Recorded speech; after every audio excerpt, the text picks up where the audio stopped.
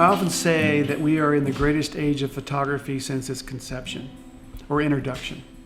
And I really believe that. I believe that for a couple of reasons. One is obviously we have the introduction of the digital capture side of things, which to me, and having come from the old school way of doing things in the film days and shot 4x5 sheet film and all the options that we had back then with film, the digital revolution has really given us options to explore that we never had before. And obviously the HDR is one of those. And so I love to explore that and to sort of test and see where I can take it, how far I can take that. So one of the things that I've been able to have recently is some of the Westcott spider light, continuous light sources.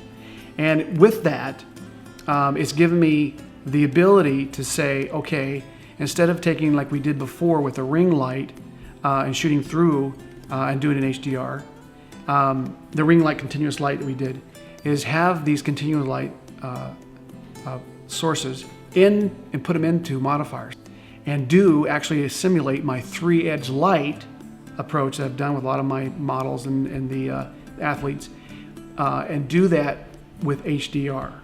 And so it was really at the Adobe Max event we did this last year that instead of setting up, we had an opportunity for some of the participants to photograph some of the characters. It was actually the Alice in Wonderland characters, and we gave the people an opportunity to shoot with their own cameras. And so instead of using strobes, which you have to tap in with the triggers and all that, we set up a continuous light options with these 3-edgy light approach, and it really got some fun stuff.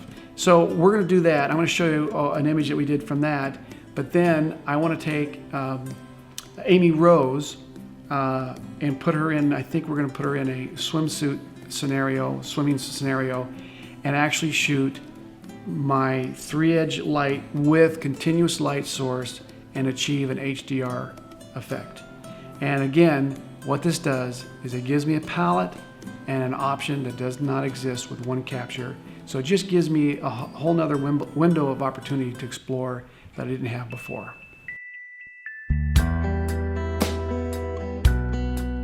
All right, so what we got now is we're going to do an HDR 3-light sport scenario. And I've got Amy Rose with me, and you've probably seen her a lot in my portfolio. And so what we're going to do is, and this is a little different than, obviously when I'm shooting strobes, it's a very quick flash duration point in time. The whole key to this is I'm going to photograph 3 exposures, a 1+ over, so an overexposed by 1 stop, a normal, and an underexposed by 1 stop. So what happens is, and Amy's going to have to be really still, but what we're going to do is we'll combine those 3 images together to create one image through a program like Photomatix or the Nik software. And then I get a tonal range that really is something I can't get in a one capture. And I've done this scenario here at a event where I had the continuous lights, the spider lights, the Westcott spider lights. But this is a little bit new territory for me. But basically, it's the same rules apply. Bigger the source, in relationship to your subject, the softer the light. So we've got these in pretty tight. The downside to this is I am at ISO 800, which is not too bad on these cameras. The newer cameras we have today will hold pretty well at 800 ISO. And I'm shooting wide open, which is on this lens is f4. So I like to be around f7-ish, 7.1 to f8 because of the optics are usually a little bit better around that f-stop. But we got to make a little compromise here. And so I'm going to shoot, and the shutter speed is going to be around, I think I'm starting at 50th. So 1 stop below that, 1 stop above that. So you want to bracket the shutter speed, not the f-stop. And I have it set on my camera to do that automatically. So I'm going to hold it down once and it'll fire off. So again, you have to be very still, and I'll coach Amy and make sure that I'm going to tell her when I'll be firing off. So let's do that and take a look at what our results are. All right, Amy, so do that one look that we kind of worked on with your hand the other way. Oh, that's good. We can try that. Okay, now, so really still. We're going to count. 1, 2, 3. Now hold it, hold it. Okay, so you can hear that camera, right? Okay, so I've got 3 frames there. Again, 1, 2, 3. Hold it. Okay, now do one where you're kind of looking off. See what happens? Right there. Perfect. 1, 2, 3. Beautiful. Again, 1, 2, 3. Beautiful. So let's do this. Let's do, that was vertical. Let's try a horizontal. So what I might do is keep your chin straight down the middle. Let's try that. And I'm going to run just, so bring the ball up a little bit under the arm so I can see the ball. Right there. So this is a little tighter. Okay, ready?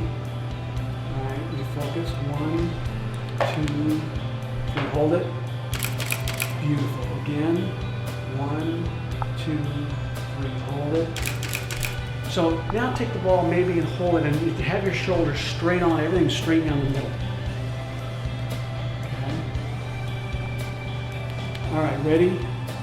Hold that. Perfect. 1, 2, 3. Okay, I'm going to do it again just so I got it. Make sure I get it.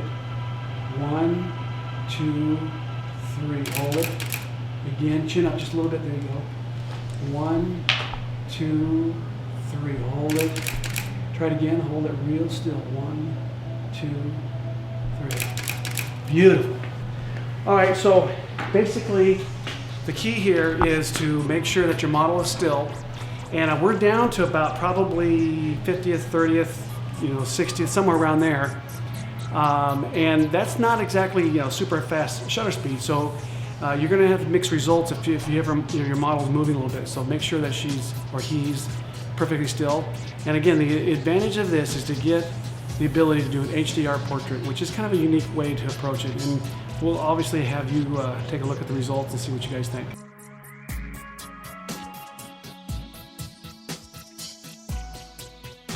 All right, so what I want you guys to do is I want you to try to do an HDR portrait. Now keep in mind that if you have light from say a window that's going to influence the scene, that could be a bad thing. So you might want to try this at night, so you have your continuous light sources so you have no contamination from outside light source. Special thanks to FJ Westcott for keeping this episode lit up. Like the music? Special thanks to Triple Scoop Music. Frame Network giveaways are brought to you by B&H. Head to giveaways.framenetwork.com for your chance to win. Find out more about the equipment used in this episode on framenetwork.com.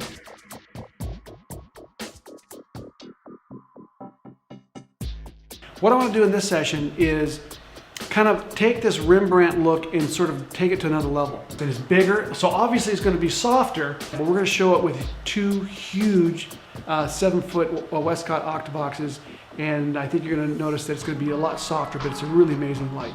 The fun thing about this is it opens up a sort of a whole new possibility of options for you. Head to FrameNetwork.com and create your Passport login to gain exclusive access to LitUp and your favorite shows. Only on Flix.